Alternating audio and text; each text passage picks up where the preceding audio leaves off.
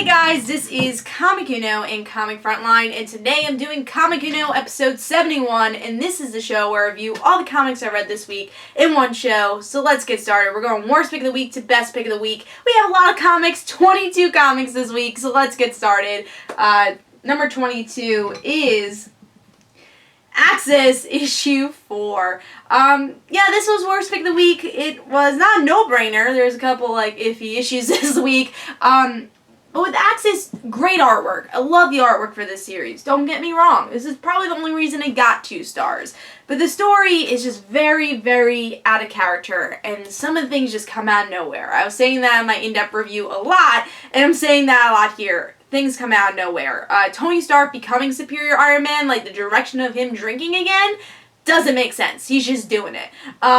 Hulk becoming Sad Hulk, and he becomes this black and red Hulk, doesn't make sense. Wasp going against mutants, and honestly, Avengers being kind of, persecuting the mutants and not liking mutants. That was, and being prejudice against mutants was very weird. Falcon felt very out of character.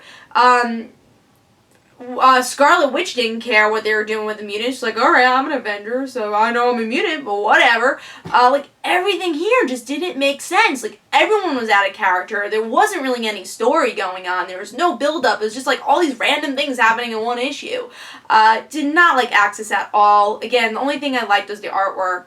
Other than that, I have no idea where this series is going, and there's just no build-up. It's just so random. So, 2 stars for me for Axis. Still, I don't know. Alright, let's go to number 21, which is, very surprisingly, Earth 2, issue 28. I don't think the series has been so low in a really long time. The reason I think Earth 2 was very low here was that it focused on the villains. Villains I just didn't care about. It is focusing on what's going on with World's End, where we get to see the Furies attacking, it's part of the war, but I don't really care about the Furies. I don't care where they got to the place they are, and we focus on these 3 Furies, and again, how they became Furies. And honestly, I just didn't care. We get to see Lobo. Don't really care about his character and his friend who becomes a Fury. A lot of the different Furies I actually saw in this week's issue, but yeah, the stories just did not grab me at all. Artwork wasn't bad, but story I was kind of bored with it. Didn't care so much. So I gave Earth 2 issue 28 2 stars. Just didn't care much about it. Alright, I think I gave it 2. Yeah, I did. Alright, number 20 is Detective Comics, issue 36. I was a little disappointed with this. I really like the narration. I love what they talk about airports, where we're all looking to the future, we're all together, not really interacting with each other, and everything's just a blur. That I love, but then, the actual story, I didn't. It was an okay story. I thought it was very dark. I really liked the story for the first part of this. I was like, whoa, this has potential. I do like this layout right there, though. This has a lot of potential. I like what they were doing with airports, and I just didn't expect much from it, and I actually did like the first part, and I was interested to see where the second part went, but it just happened so quickly. Everything resolved very quickly, where they find out who the guy is who did it, Batman uses a serum, and everything's happy. It just wrapped up too quickly, and the narration, like I said, was very good. I guess the overall theme of Batman having to take a break was good. Them trying to use Dick Grayson in a way, those kind of brutal stuff he was doing. I guess that's interesting if you're not reading Grayson and just catch up with him, which I'm not reading Grayson because I don't really like that series, but overall, I don't think you really need to read this issue. I just felt like it was kind of fell flat after a really good part 1. So, Detective Comics issue 36, number 20 is number 20, and I gave it 2.5 stars. All right, let's move on to number 19, which is Legendary Star-Lord issue 5. I was kind of bored with this issue, honestly, also. I obviously like the Kitty Pryde stuff. I don't really know where it's going, this hologram dating, but I guess we'll see with the next issue. But them trying to defeat, I gotta see what the name of them are. This crew, the Slaughter Squad, which is just very similar to the Guardians of the Galaxy, except they're bad. It's the Skrull against Drax and Star-Lord. That's where it's leading up to. just wasn't interested. The whole story was about this squad that I just did not care about. You know, I like Star-Lord, but just when it's about Star-Lord, I'm not a big cosmic fan, so that's like the hard thing to balance with Guardians of the Galaxy, because I like the characters, but I don't really love that they're always in space. And, you know, this just felt kind of flat to me. I don't know. I just didn't like it that much. So, 2.5 stars for me for Legendary Star-Lord. Just kind of boring. Alright, let's move on to number 18, which is Spider-Verse Team Up, issue number 1. This issue, you know, I thought the second story was a lot better than the first. The first story is just Ben Reilly teaming up with Spider-Ham, and literally they just fight a villain, and they talk a little. That's the first story. Second story, there actually is a story with Spider-Man Noir and Six-Armed Spider-Man, and they say the Spider-Man of a universe we don't even know the number of, but he turns into a spider.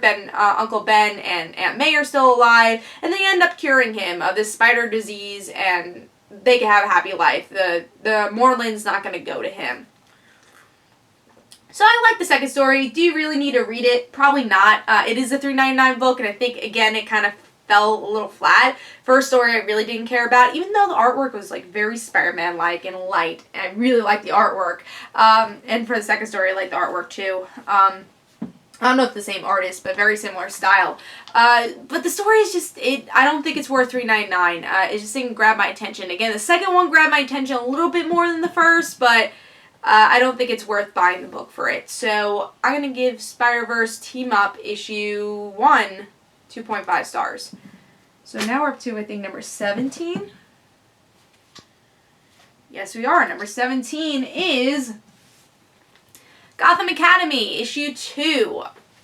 I'm still not very impressed with this series for Gotham Academy. You know, I like the mystery, and that's why I bought the second issue, because I'm interested to see how the hell does Olive know Batman? What's her connection with any of this? And, I like that, but Olive herself is kind of a drag. Like, you don't really know much about her, and I think it's a very hard balance of keeping a mysterious character and also, like, making us like her for some reason, and they don't have that balance here. Like, I want to know more about Olive, but I don't think I want to buy more issues, because it's going to take a while to learn more about her. We got to learn about the mystery before we learn about her, which I don't think is a good way to go. I think you need to have some sort of interest in Olive, like something there, and there's not anything there with Olive because she's so connected to this mystery. And that's something they really need to fix with Gotham Academy. But I do like the artwork, I like the style of the book, and as I said with my first issue review, people are either going to love this series or people are going to hate it. And for me, I'm leaning more towards the hate side. I don't hate the book, but I think it has potential. But at the moment, I think I am going to drop Gotham Academy. But I do want to show you some artwork. I do really like the cartoony type style here. But yeah, it has potential, but I think I'm going to wait until Olive gets some character. I think you definitely need that with Gotham Academy here. So yeah, I gave that 2.5 stars. Alright, I think we're up to number 16. We are up to number 16, and this is a lot higher than usual. Future's End, issue 27. Not my worst pick of the week. You know, there's some interesting stories here. Again, did it blow my mind? No. It's a 3-star book, so it's in between pick it up or don't pick it up. But it was interesting. We get to see Lois interact with Tim Drake. Her gonna be jumping into that spot that she got the coordinates for a couple issues ago. She's taken a leap of faith, and hopefully she'll discover more. Would really like to see Lois Lane of this Lois Lane and her 2 meet. That would be awesome. That's what I'm waiting for. But we'll see as the issues go on what she does. And then the other stories are okay. We get to see a little bit more Green Arrow and Barda. They try to figure out how to go to Cadmus Island, and that's pretty much all that's happening. We get to see a little bit of Batman Beyond versus Batman. That's kind of interesting. Don't really care much about Batman Beyond, but I gotta say the story I liked the most definitely was the Lois Lane story, and I'm really looking forward to seeing where that goes, and that really bumped it up for 3 stars for me. And the artwork's, you know, always consistent, so I'll always say that about Future's End.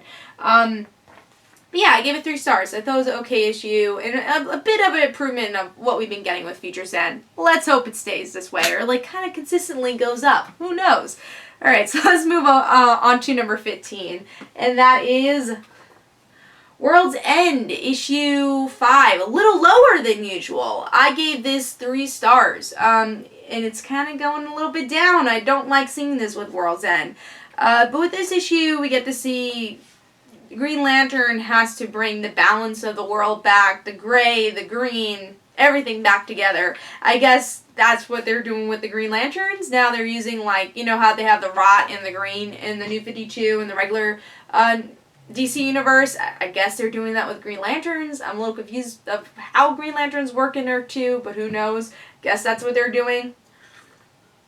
So they have that story, and I gotta say what really disappointed me is that it wasn't the core group. We don't really get to see Lois and the gang, Huntress and all of them until the end, but the cliffhanger was really good. I do like what they did with the cliffhanger, which was that Lois finds Clark, and it could be the regular Superman, so very excited for that and see the outcome of that. But there's only a couple of pages of the real gang. The rest of it is like Mr. Miracle, Mr. Terrific, I think, was in this issue also. I just didn't care about those stories as much as I do the core characters, and I think they focus a little bit too much on that, and they're going down the Future's End route where they're balancing stories a little bit wrongly. They have too much story in every issue. Like, I would say stick to like 3 stories, and they have about like 6 here. So yeah, a little disappointed with this issue, but I do like the cliffhanger a lot, and same thing as Future's End, the art's very consistent, and I do like the artwork for World's End. Let me give you an example of that. Very good artwork.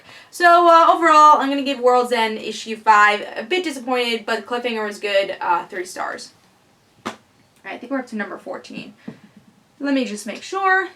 Yes, we are. Number 14 is Real Heroes issue 4. This series has been delayed for a while, and I actually really do like the premise of the story, but still this is another series that's kind of falling flat.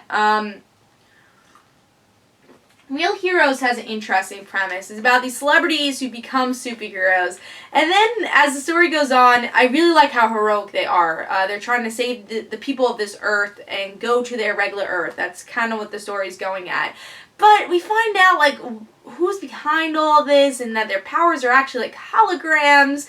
It's getting really confusing, the origin story of this, and that's what I don't like about Real Heroes, because the potential of it is like these actors are becoming superheroes. That's awesome. They're becoming the superheroes they played, and now it's just getting complicated, and I'm like, I like the artwork a lot, but I'm excited to see where it goes, 5 months from now when we read the next issue, but I'm a bit disappointed to see where the story direction's going, but we'll see. I don't know how many issues are left, but I don't know if this is a mini-series or ongoing. I don't know. It's just been taking a really long time for this series to come out.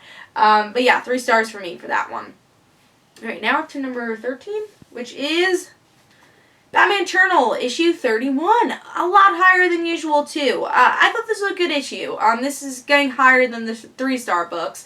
I gave this 3.5 stars. Really liked the cliffhanger. I liked the story overall. Alfred teaming up with Bane, and then tricking Bane and saying, alright, Batman, I'm ready. I knew where, our Batcave was here. So it's Alfred tricking Bane and kind of being badass, which is awesome. And Stephanie, being Stephanie, trying to do stuff, but kind of failing at it. She is getting captured by Hush, which is not going to be a good thing, but I am excited to see how she gets out of that. But yeah, it's mostly Alfred and Bane, a little bit of Batman, just, after the chaos of Arkham Asylum burning down, but they do find that Alfred's alive, which is great. And the artwork's pretty good, too. I do think there's a lot of lines, which is a little disappointing, but this is definitely the best artwork we see with Batman Eternal. There's a lot worse. I was just nitpicking with the artwork, but I do like the artwork overall. And here's another example of that. But yeah, I like this issue. I thought it was a lot better than what we've been getting. Did it blow my mind? No, but it's definitely worth picking up. So I'm going to give Batman Eternal issue 31 3.5 stars. Alright, so let's move on to we are up to number 12, which is Cinderella issue 1. Yes, I've never read Cinderella before from Zenescope.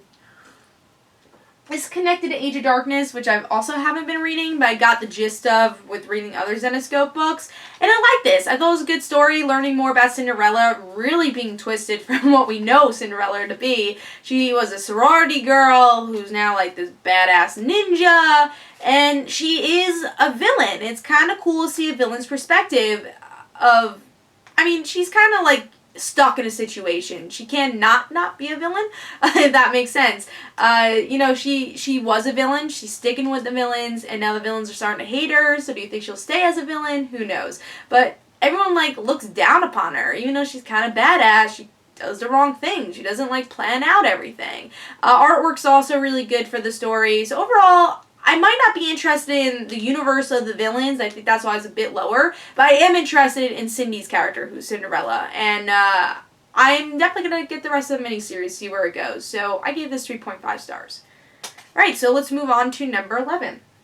And there's also another Zenescope book, Charmed Season 10, Issue 2. A lot higher than I think it was previously. I know it has the same grade, but it's a bit higher on the countdown, or count up.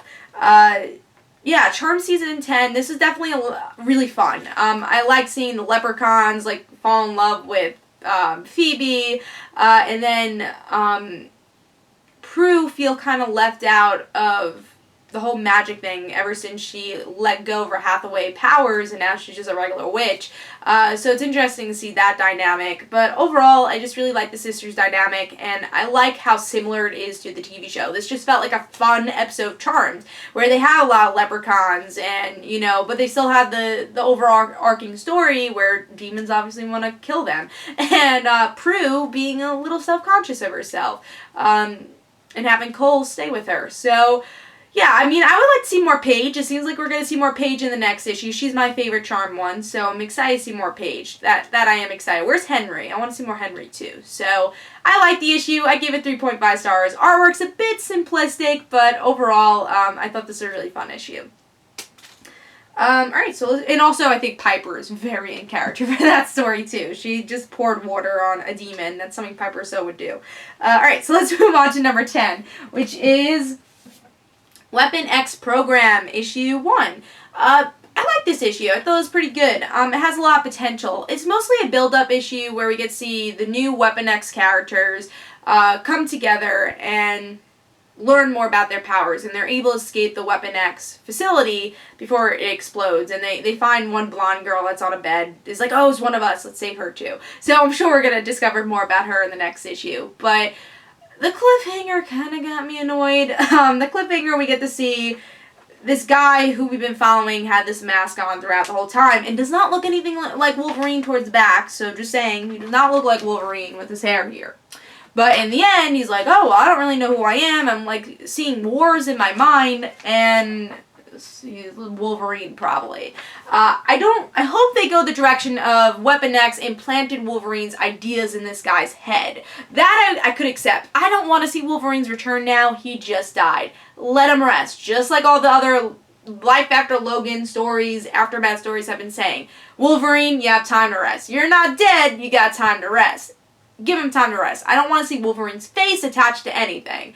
But overall, other than the cliffhanger, which I think they're expecting more people to be happy about, but I'm not really happy about it, I hope they work their way around it, and I think they will. But I really do like the characters. I think the characters have a lot of potential, and the story overall has a lot of potential. Again, this was more setup, but it definitely got me interested to read more issues, which is obviously very important for issue number 1. And artwork's, pretty average, but good at the same time. So overall, I gave this 3.5 stars. I'm just giving you an example of the artwork. Alright, 3.5 stars for Weapon X. Alright, let's move on to number 9, which is Hollywood Zombie Apocalypse, issue 1. I really enjoyed this issue. I had a lot of fun with it.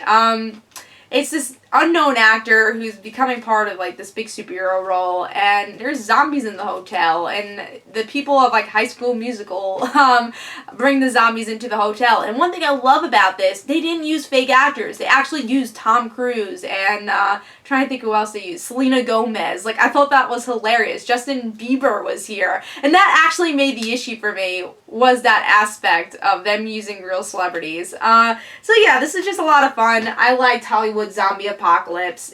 I would just suggest to read it if you really like pop culture. It's just a really fun playing on itself type story. So overall, I gave it 3.5 stars. I think that the only reason I didn't give it 4 stars was the heavy price tag. It was like $5.99.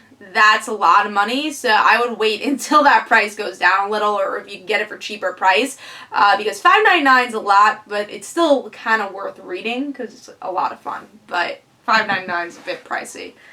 All right, so let's move on to number 8, which is Tiny Titans Return of the Treehouse, issue 6. I love this series. I can't believe it's over. Hopefully we get to see another mini-series. And it pretty much says, hey, we have to continue after this, right guys? But they find their treehouse, and they actually get like a lot of treehouses in the end. And we can see Batman pretty much beat Batman and get their treehouse for them. It tells Brainiac, give them their treehouse, and they're like, all right, whatever. And they, he gives the treehouse back. And then again, like I said, they have all the treehouses that they were searching for throughout the whole entire story, and they have neighbors now, and that includes bats who want to make cake. Hold on, let me see if I can get here it is.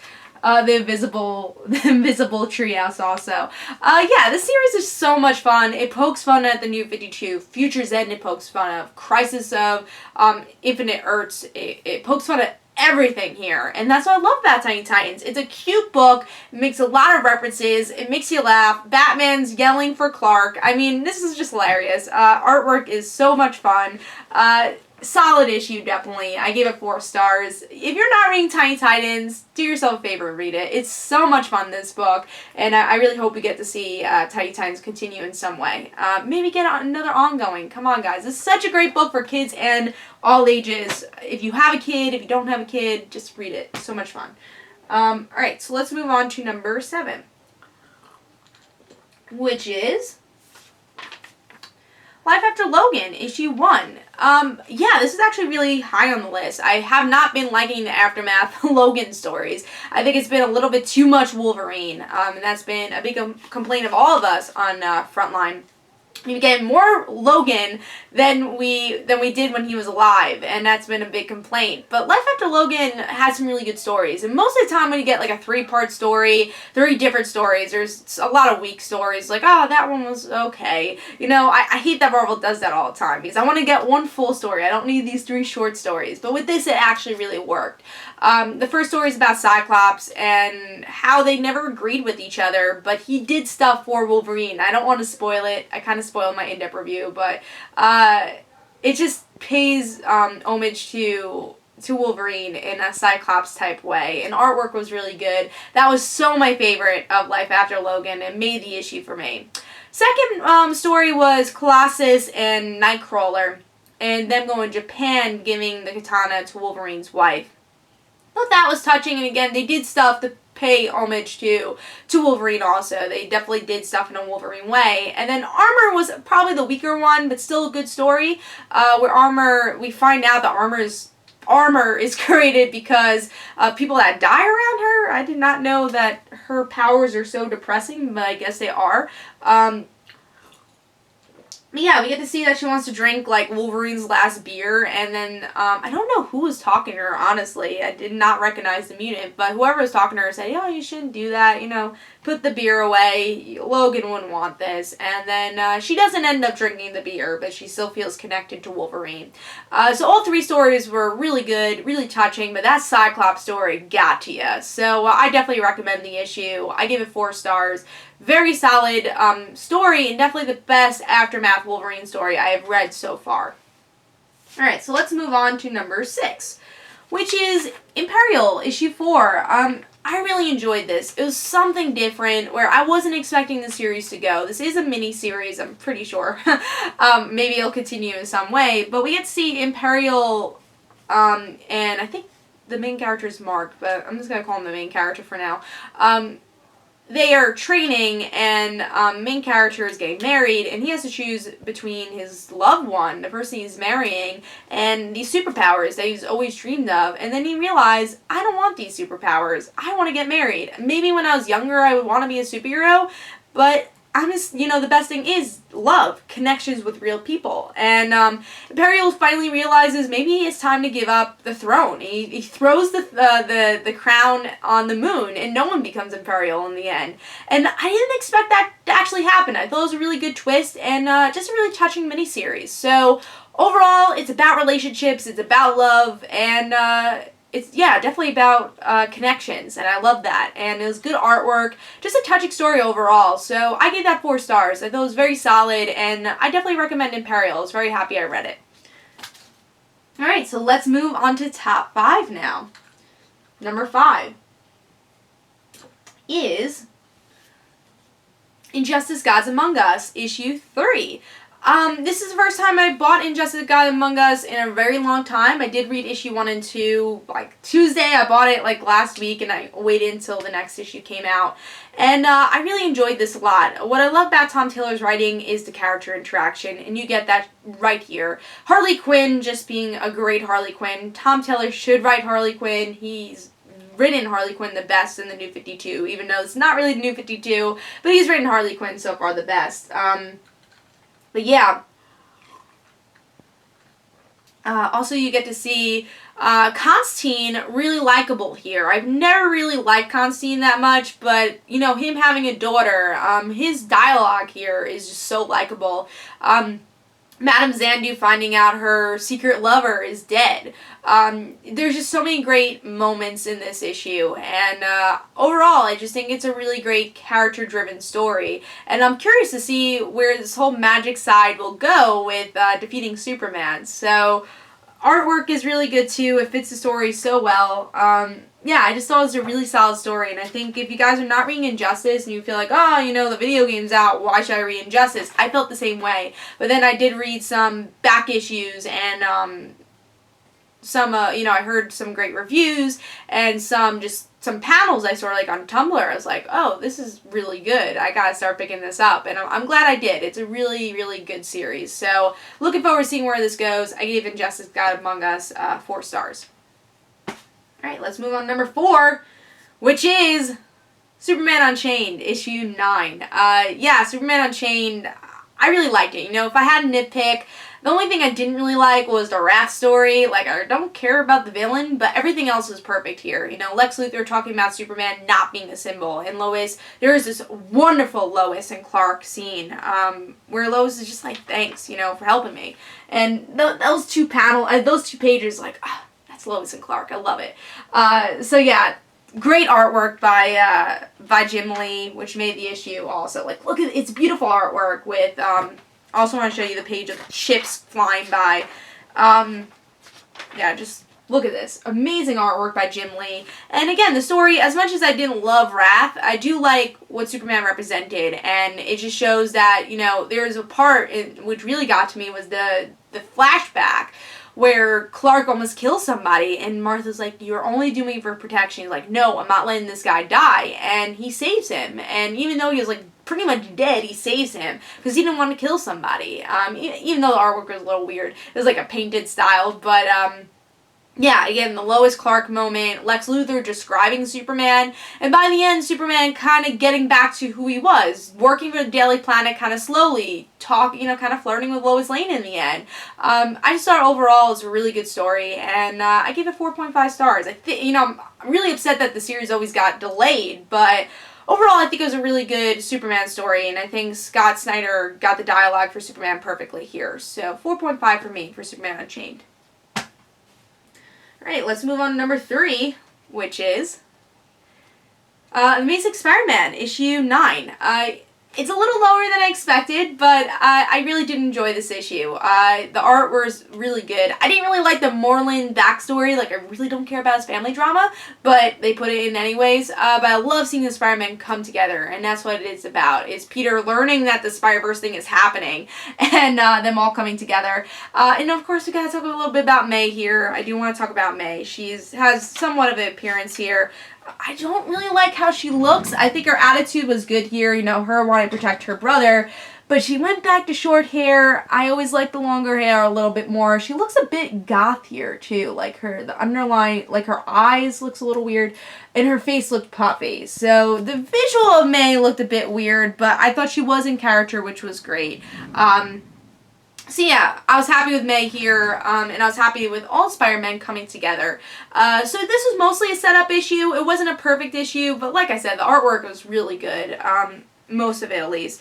Like, facial expressions were great. The body structure of woman here was a little weird though. I don't know. Someone was off with that. I would show you. I think Silk, you could see it.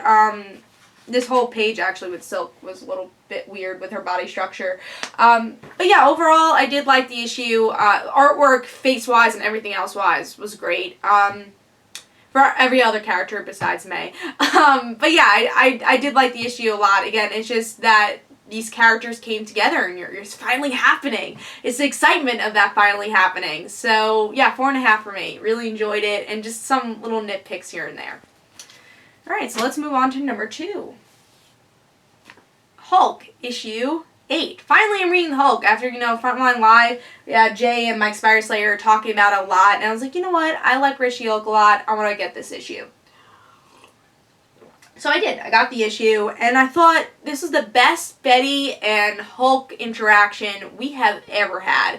And that has been a big complaint of mine. I read Red She-Hulk, just kind of the Red She-Hulk from like 2 years ago, which was like a really bad series.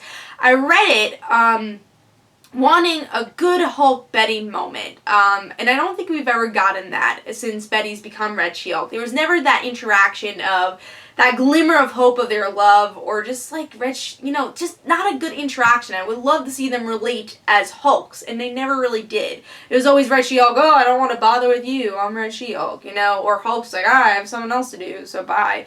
This was finally them coming together and discussing about them being Hulks, and we get to see that Red She-Hulk is taken away from Betty, and Betty has changed so much as a character.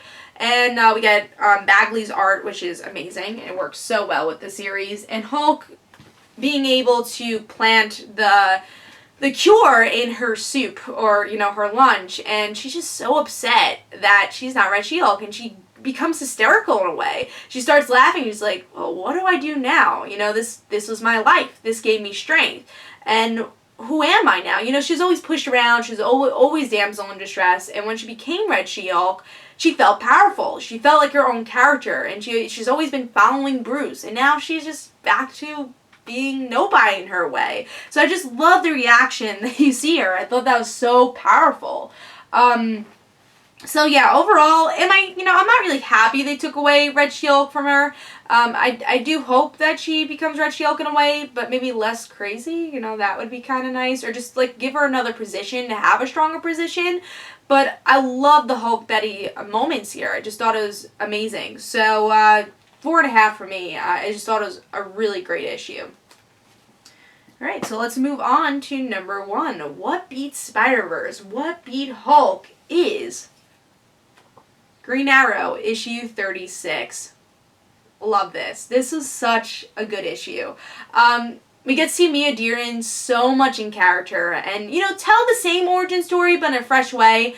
Mia Dearden's still a runaway, and her mother is connected somehow to people wanting her, which is interesting because in pre-Nuke 2, no one ever really talked about Mia's family. Just never was talked about, after she was adopted by Oliver. Her other family just wasn't important. She was a runaway, and then she became a prostitute, but they never really talked about her parents, so I thought that was interesting that they did this here. And like I said, it was just so much in character of Mia. The language, she also knew parkour, which is kind of cool, because she needs to protect herself. They didn't mention, the drug stuff and her being a prostitute, but I think they will. I think they could have hinted it here, and it could totally be possible. And I even also like the visual of Mia wearing this old clothing and having patches on her coat. I just thought they did Mia's character so well, and as a Mia fan, I was just so impressed by it. I loved it. And then let's get to Felicity. I thought Felicity was great here. If you love Arrow, she's so much in character. I think my only nitpick with Felicity was, if you don't watch Arrow, I don't think there was enough build-up here. I want to see something different in the New 52 series than what we see in the comic. I want to really see a build-up. She becomes a hero kinda... We don't know why. She just wants to become a hero. Like, in the TV show, we obviously know why, because we know a lot about the character. But in the comic, we don't know why this random blonde girl wants to become a superhero. I thought Dig was very much more in character here. And it's also just great to see Felicity here. But that's just a small nitpick if I had to give a nitpick. But artwork was beautiful. And the team's finally just coming together. So yeah, this just blew my mind, especially the Mia Dearden stuff just kind of made the issue for me. So 4.5. I really enjoyed it. I didn't give it a 5 because of the little nitpick I have with Felicity's character, but overall, loves Green Arrow. This you know, it was really hard because there's a lot of great issues that came out this week, but Green Arrow made it for me. But hope you guys enjoyed. This is Comic Uno. Don't forget to follow me on Twitter for Comic Uno and the Rant Situations. Don't forget to like my Facebook page. Also, description below, there's links for my comic book, Like Father Like Daughter. Don't forget to like the Facebook page, Like Father Like Daughter. Also annotated is the Kickstarter for Like Father Like Daughter, which only have 2 days left to back up, so be sure to check that out. Tell me your worst pick of the week, your best pick of the week in the comments below, and everything in between. And of course, I'll have Comic Uno episode 72 next week. And I'll see you guys later.